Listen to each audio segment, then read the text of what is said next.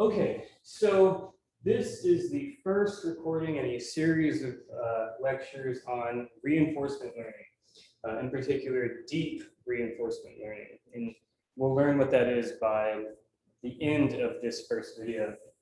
The textbooks I'll be using is a new textbook, Foundations of Deep Reinforcement Learning by Dressler and Keynes. And then there's the Standard Reinforcement Learning Introduction by Sutton and Bartow. But these would just be like references. Reinforcement learning has seen an explosion lately, well, not lately, in recent years, because of advances in computing and new applications such as self-driving cars are a consequence of reinforcement or an application of reinforcement learning. AlphaGo and AlphaZero, these famous artificial intelligence algorithms that beat the best Go player in the world in many different scenarios, and we'll talk about those a little bit as we go forward with this topic. I'm new to it myself, so I don't know how many of these videos I'll end up making altogether, but I'm going to try to cover each algorithm in this first textbook. And even if our course ends, which most of you watching this will be in my machine learning course, I would check my YouTube channel over the summer. I'm probably going to be uploading more videos, more than just 2. Okay, so what is reinforcement learning? So reinforcement learning differs from traditional ML, well, not traditional, from supervised and unsupervised learning in a very distinct way. So how does it differ? Well, reinforcement learning deals with solving sequential decisions. So this is concerned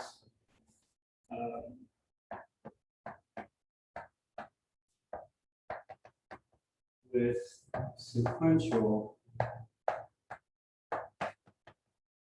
decision making.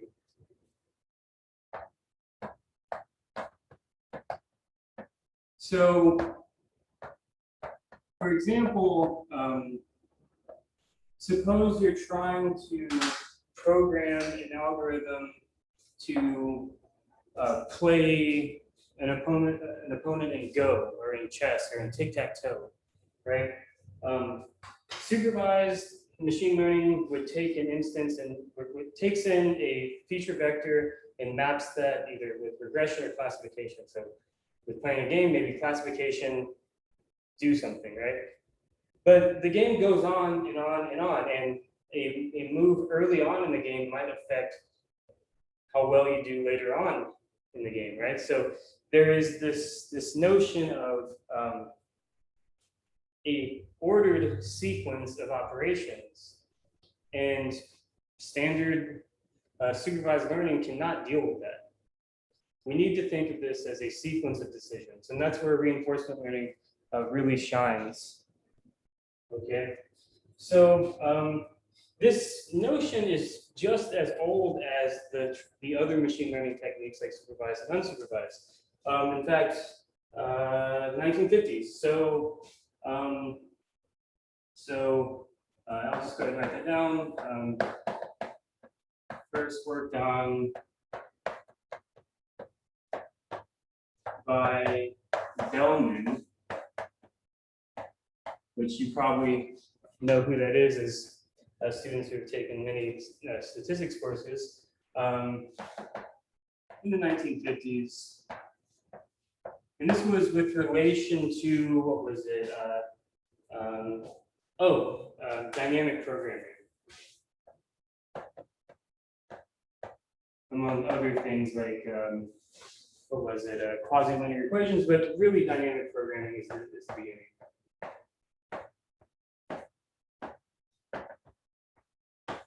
Okay, and it's also intimately related with Markov decision processes. So some of you might have heard this term before, but I'll just go ahead and write out that I believe that reinforcement learning was originally, let me double check myself, yeah, it was originally formulated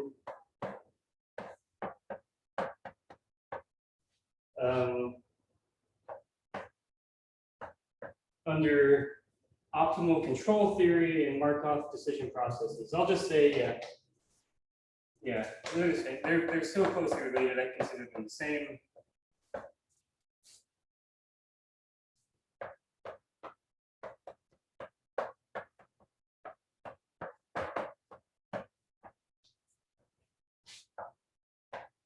Markov decision processes.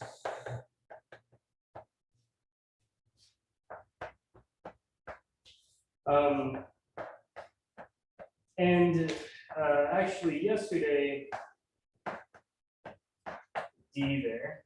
yesterday I was at Rice University talking with a friend of mine, a professor there who is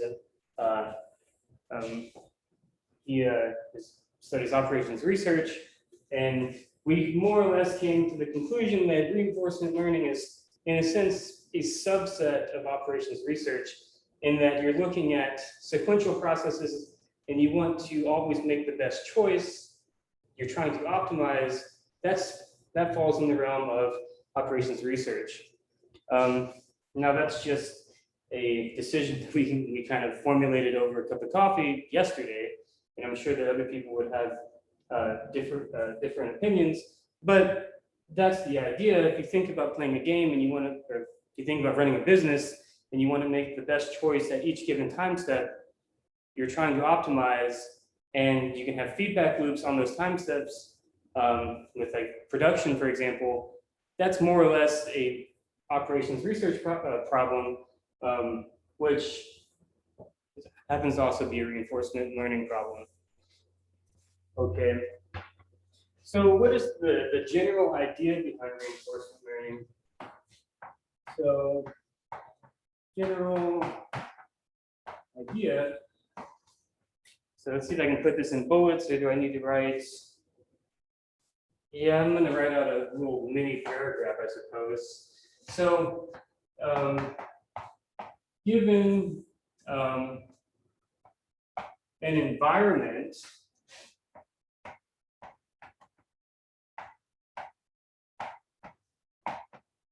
whenever I say environment, for the purposes of coding examples, I'm going to denote that by E and V. Okay. So, given an environment and an agent, so the agent is the thing that's going to move around in the environment, is going to have the choices, I suppose. Well, actually, I'll just write it out. So given an environment and an agent, and the agent is acting in the environment, so acting in the environment.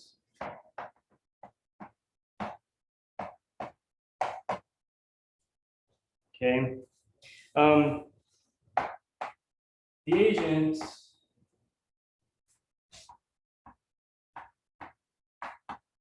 chooses actions. Okay.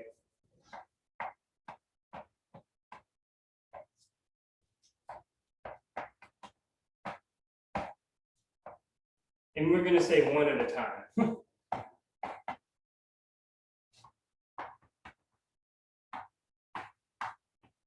Okay.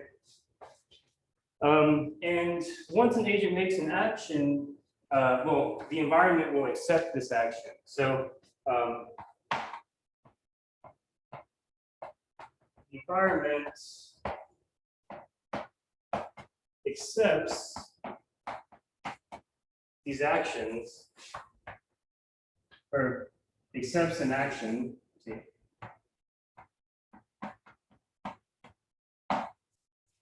And then it transitions to its next state. So it accepts an action and then transitions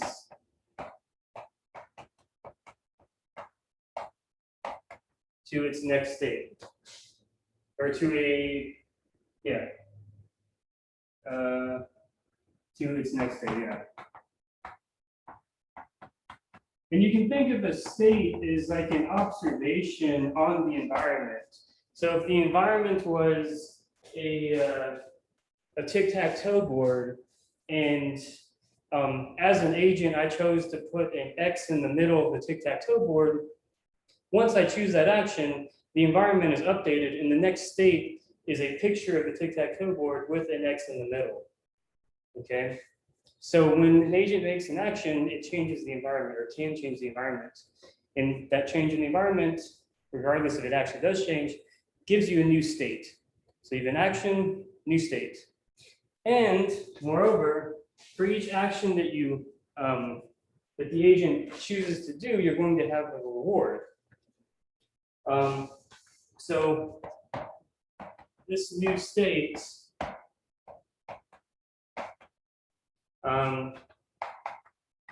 then gives the agent a reward, or gives a reward to the agent.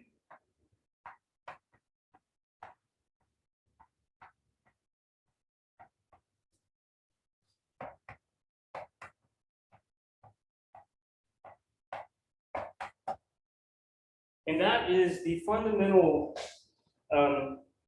mental model that you should have for reinforcement learning. I think that it's very important that you have a high level interpretation mental model of each of the machine learning algorithms that you've learned, so that you can tinker with it and play with it on your own in your head without getting into the weeds and messing around with a bunch of mathematical formulas. It is helpful to just have a big picture idea. So what is the picture here? The picture is that we have a state of our environment. Given that state, the agent then makes an action, and that action results in a reward.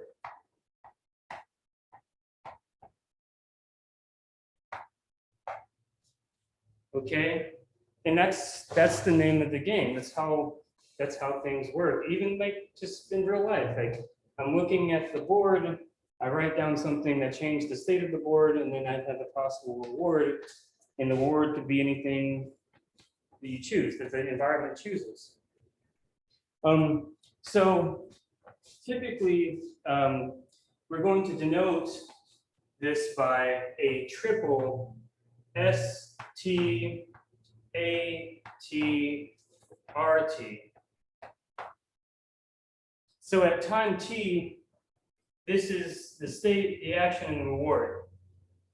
Okay, and this is called an experience.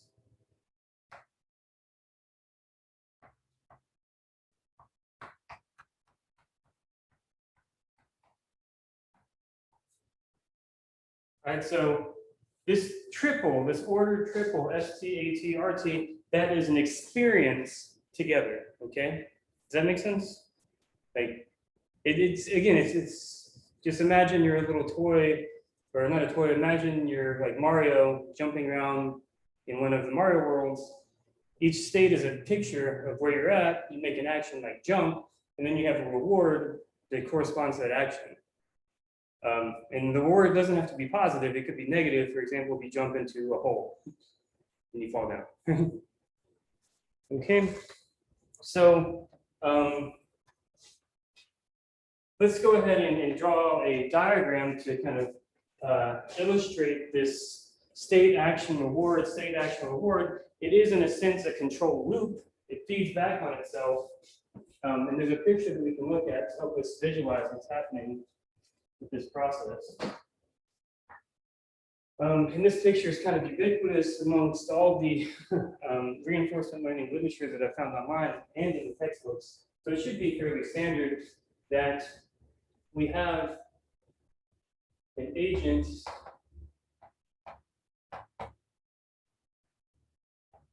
and then we have an environment.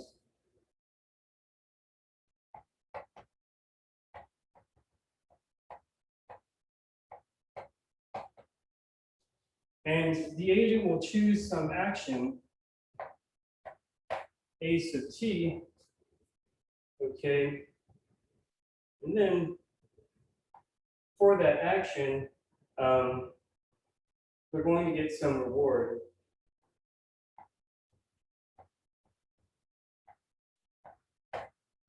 RT, and I'm going to use a little bar there. State S sub t. So state T, agent. So you're in state T, the agent observes, makes action, you have reward T. But when you come back around, you're going to have a new state S of T plus 1. So when you make your action, the state is going to change. Okay. Okay, so again, state action reward, an experience happens over one time step. We're going to use discrete time steps to describe this process. And now we're going to, oh, yeah, so I probably need to write down these definitions. So what is an episode?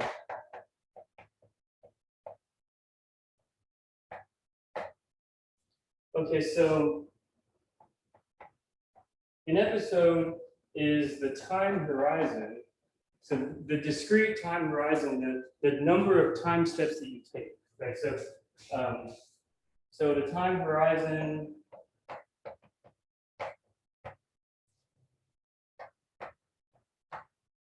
from t is equal to 0 to either a terminal state where we finish the game or finish the processes, or a maximum time step. So to either a terminal step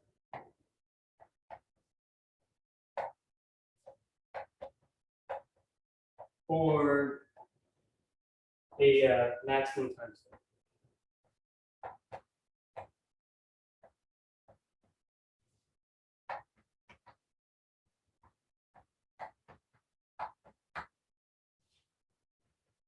Okay.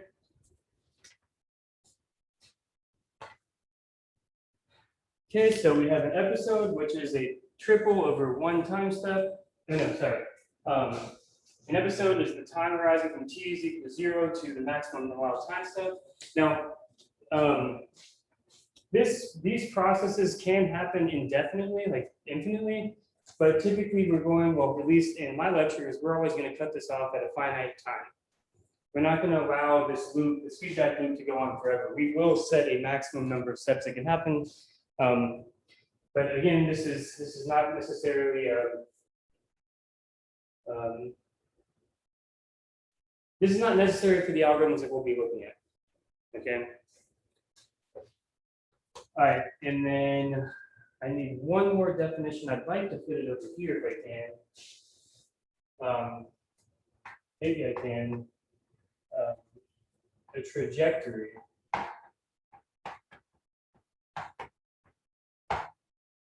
No, read that. Oh yeah, trajectory. Typically denoted by tau. And this is equal to, let me write it out first.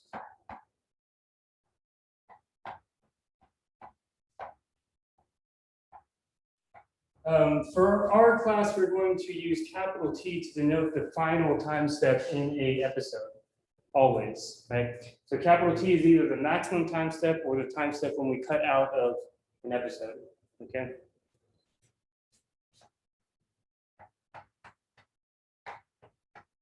So a trajectory is a sequence of experiences over an episode. So each one of these is an experience, a triple of state, action, reward, each entry in that sequence. And these are the experiences that happen over a given episode on capital T plus 1 time steps.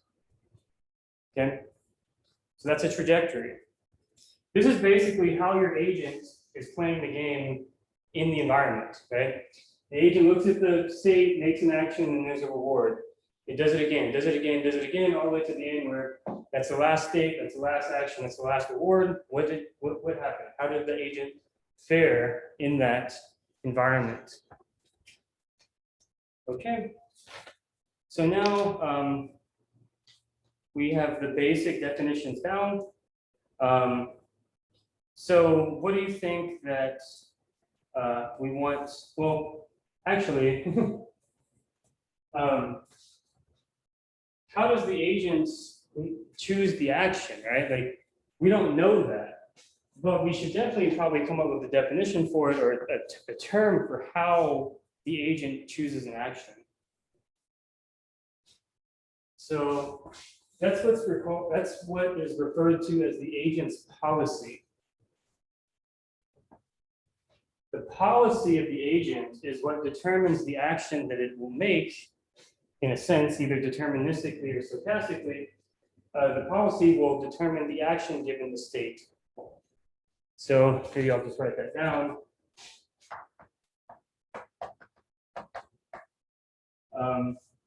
So policy is an agent's action.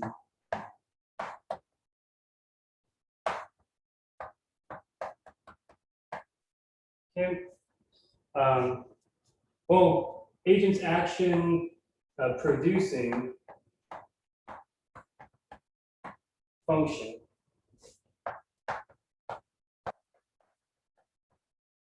Okay, so it's a function. You have the input would be the state, I suppose, and the output would be an action in that environment. Okay, so if each of these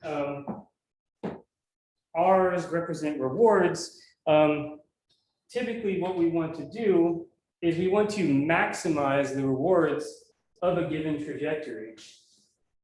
So, and again, we're still underneath the general idea. I'm just trying to give you a framework before we start to get too formal. The goal would be to maximize the agent's rewards.